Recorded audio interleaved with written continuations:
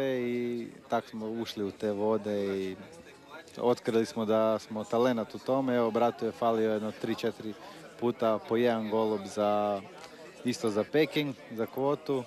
Tako da on je najavio da se sprema za London. Tako da evo, meni je falilo... Znači, bit će bratski tandem u Londonu. Tako je, bit će bratski tandem. Nadamo se, eto, sa tim željama. Josipe, hvala vam još jednom. Puno sreće, ne samo u Londonu, nego i na budućim europskim i svjetskim prvenstvima. Hvala vam. A mi idemo ponovno do kolege Ivanovića, koji ima novog zanimljivog sugovornika. A novi zanimljiv sugovornik je Mario Vukoja, trener Filipa Udeja. I prvo pitanje je, bili ste sukomentator naš tamo u Pekingu. Kako je bilo gledati tih, koliko, 30-40 sekundi? Pa u planu je bilo da ja budem dole, međutim nismo dobili drugi pas za dvoranu, tako da je Igor, drugi trener, bio sam u dvorani. Užas jer radilo se o povijesnom nastupu, međutim Filip je poslao poruku koju je on već svima objavio, poslao je poruku da je sve ok i da idemo po povijesne rezultate, da je ovo njegov dan, tako da me smirio. Čim je napravio Sasuke, ja sam rekao Bruni, bronca je u džepu, a za više ćemo vidjeti. Zadovoljni ste naravno i rezultatom i vježbom. Sad mi je rekao da je imao 2 greškice, znači perfekcionist. Pa da, rekao mu je Xiao Qin dok su razgovarali, pitao sam kaj ste razgovarali, rekao je da je očekivao veću ocjenu za njega, međutim te 2 greškice su ipak bile vidljive i meni od gore i sucima i oni su pravedno i pošteno odsudili i mislim da je ovaj rezultat apsolutno zaslužen i korektan. 2 godine je trajalo spremanje ove finalne vježbe. Kakav je bio Filip za raditi sve te godine ukupno? Pa Filip je ko dečko, blizanac i takav je na treningu crno-bijeli, međutim uvijek prevlada ona pozitivna nota i uspijemo ga na kraju pritisnuti da napravi sve ono kaj treba. Ko svi mladi voli sve, pa onda treba malo korekcija u radu više. Koliko ovo sve znači za Čakovec? Pa ne znam, vidjet ćemo sutra.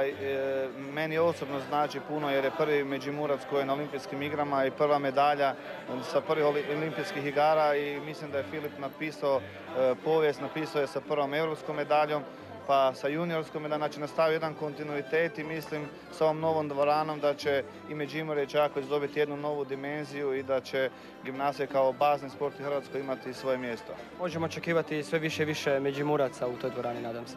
Pa već ima dosta dobrih klinaca. Igor i ja radimo sa jednom talentiranom generacijom koja, Nikola Dudek koji je, mislim, vodeći junior, Matija Novak, Alen Vinko, ima u Hrvatskoj dosta klinaca i ova dvorana će pomoći da svi oni, znači ne samo Međimurje, nego da se svi Hrvati gimnašari dobro spremaju.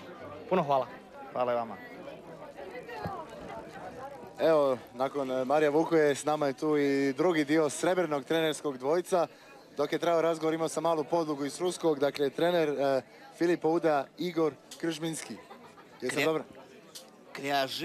Krjažimski, dobro, zapamtit ćemo, pokušat ćemo u budućim nastupima pravilno to izgovarati. Čestitke, svaka čast. Kaže Mario, on uvijek kaže da ste vi ipak zaslužni za ovaj Filipov uspjeh. Hvala. Ne znam kaj za reći, ali prazan sam. Ne znam, kad napunim se.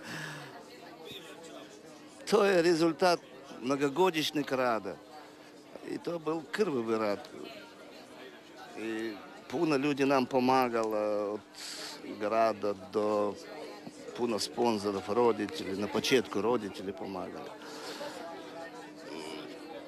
8 godina išli smo u Bratislavu na pripreme, gdje u podrumu spavali, sami kuhali. To je teško bilo, teško. Čuo sam priču da kad ste došli, prvi dan vidjeli gdje bi trebali raditi, da ste rekli da vidite nazad Rusiju. Je li to istina? Je, to meni bilo sram uopće doći u dvoranu. Kako to uopće može nekaj napraviti? Ali nakon godinu dana puno popravila uprava kluba u ovoj dvorani i ja sam počeo raditi. I sad već 11. godinu radim. Sada će uvjeti biti puno bolji, je li to znači da je sada lakše ili je sada teže raditi nakon ovog uspjeha? Dobili smo vrhunsku dvoranu, to je Ferrari za nas. To je, ne znam, u radijusu 500 km, nema niti jednog centra u Europi. Da, imam plane, imam puno gosti već s Italije, s Engleske, s Škotske, s Norveške, s cijelega svijeta imam, samo treba sve to rasporediti. Još svoj plan svojeg rada napraviti, a onda poslije početi sa zajedničkim treningama. Ipak to i Filipu bude lakše. Ali nadam se u našoj dvorani novoj bude puno klincov. Imam puno talentirane djece. Ne znam od čega to, ili od zraka, ili od hrane. Ali je puno talentirane. Samo treba raditi. Hvala vam puno. Za kraj hoćemo još pohvaliti Filipa jedanput ili smo ga dovoljno nahvalili? Je. I vama hvala. Hvala puno sreće u nastavku vašega rada. Hvala. Eto, poštovani gledatelji,